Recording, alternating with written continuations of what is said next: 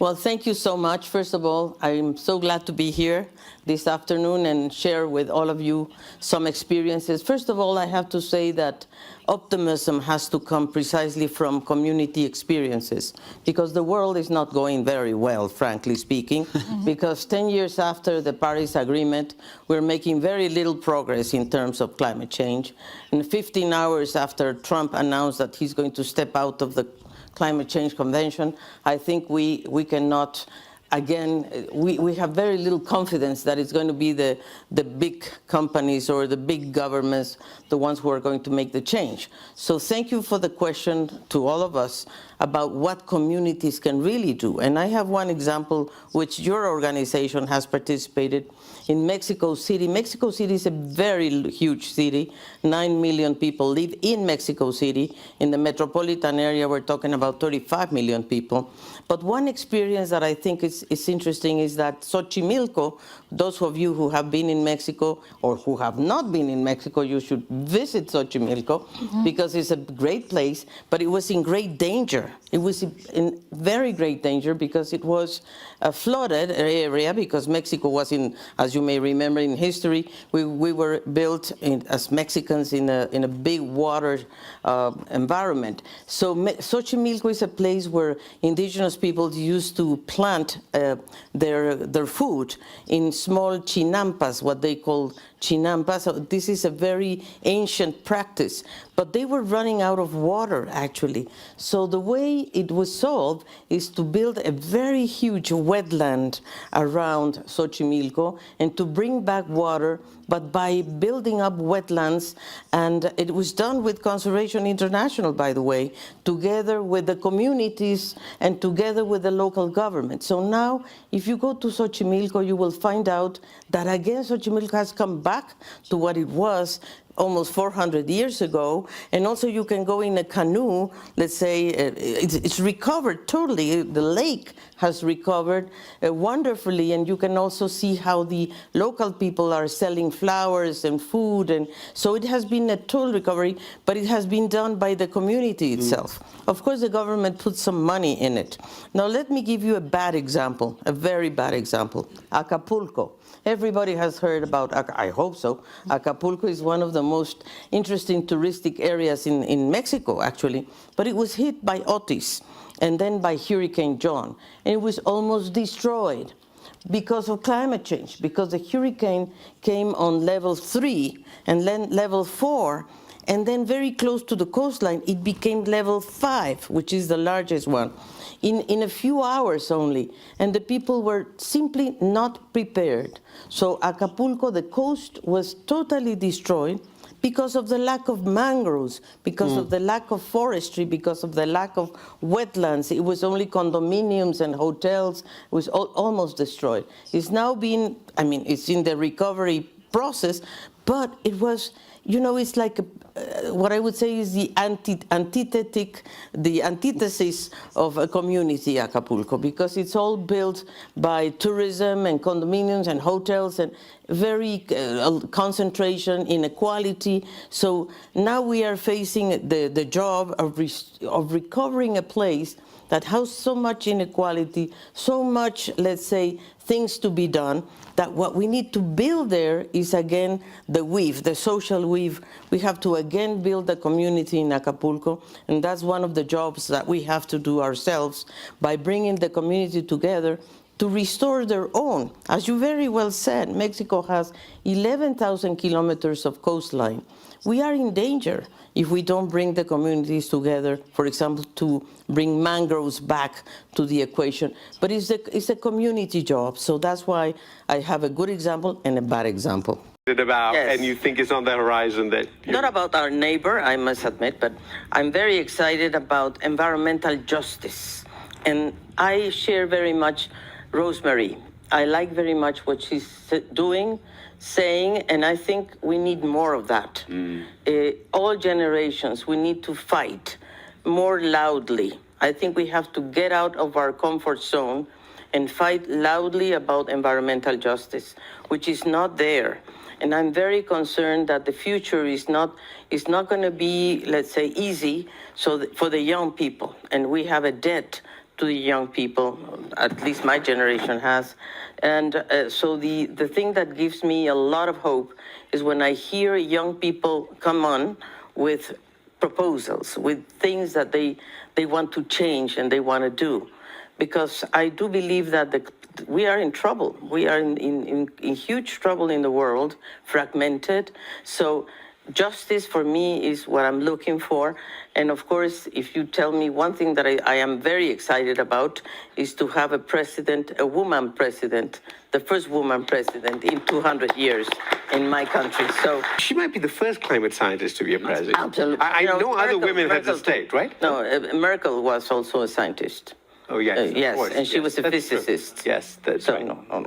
But she's also good. I mean, Claudia Sheinbaum is great. She's a climate scientist and the president. Pretty credible. Yeah. Right. Alicia, I know how hard you work, and I know it's a full-time job. You very rarely get thanks. You nearly always get the criticisms. How do you get up and go to battle and sort of, you know, it's a complex country that you're part of, and as much as you might want something in one way, there's compromise and there's dialogue.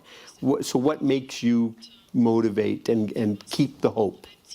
Well, actually, I think one of the things that makes you keep the hope is precisely commitments like 30% of my country has to be protected in 2030. So each time we get 1 hectare or 1 meter on protected areas, I feel that we got something done and that we're going to get there. But the other thing I have to say that gives me a lot of strength is to talk to the indigenous peoples. The indigenous peoples in my country have been there for 500 years, resilient, very resilient, but the most important thing, very knowledgeable. And what they know, and I think this gives me a lot of hope, is the connection between water, biodiversity, and climate, and how much we are not, we are part of that. We are not separate from that. And that's when I think we have the wrong vision, because we feel we can dominate nature. No. We are part of nature. So when we talk, we have indigenous peoples, and now they have, by constitution, last month, they were given by constitution the whole rights on their communities, on their land, on their even their ways of justice. So I'm very happy to see that the indigenous peoples in my country are going to be part of a nation with their own, they are nations within our nation, and I think this plurinational concept is very important. So when I talk to them and they give me so much knowledge and so much strength, that for me is wonderful, I have to say. Fantastic. Thank you. Front row, if we'd start with. Thank you very much. My name is Marvi Memon. I'm the former Social Protection Minister from Pakistan, and I am the current president of the Legislative Alliance for Women Empowerment and Protection. And I'm extremely happy to see everyone on this panel, especially I'd like to compliment you, Excellency, on the work that you, as Mexico, Indonesia, and Brazil are doing for mangroves. I come from a mangrove constituency. I have already sent you the book, which is out on the Amazon, so it should reach you on your desk. So I'm not going to represent it to you today. But what I'm saying is, my question is, what is the hope that you see for mangroves? I see a lot of talk in a lot of conferences. We have model legislation which can fix it.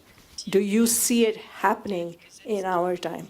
Because that is the protection wall which will fix a lot of things. Thank you. Well, thank you so much for that question. I am very optimistic on mangroves. First of all, I think it's the first time I see in my country conscious about mangroves, and particularly on fishermen.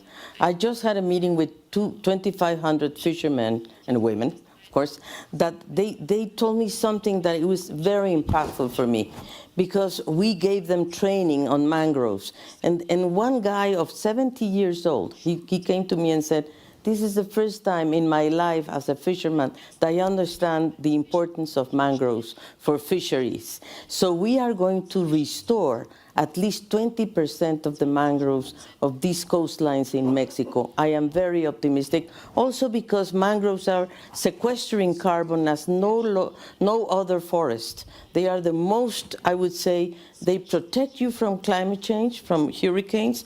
They help us to sequester carbon, and of course they are very important for fisheries. So thank you for your question, and I'm very optimistic about mangroves. The gentleman back there.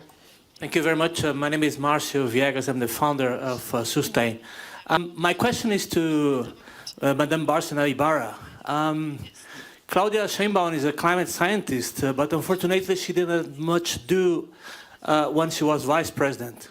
So can you give us some optimistic notes on what she's going to do now, especially with you as the Secretary for the Environment? Thank you.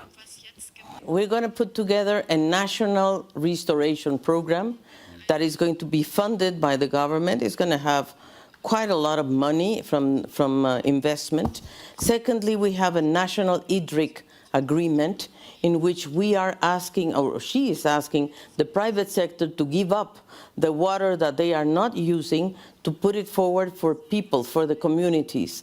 And thirdly, we are going to restore 3 of the most contaminated rivers in the country. Almost 80% of the rivers in Mexico are contaminated. So she has given us the instruction to clean up at least 3 of these very big rivers, the Lerma, Tula, and Atoyac, which is a huge amount of, I mean, we are in a turning point. You are right. I mean, we better invest now. And I think Claudia Sheinbaum is very committed to restore forestries, mangroves, and water.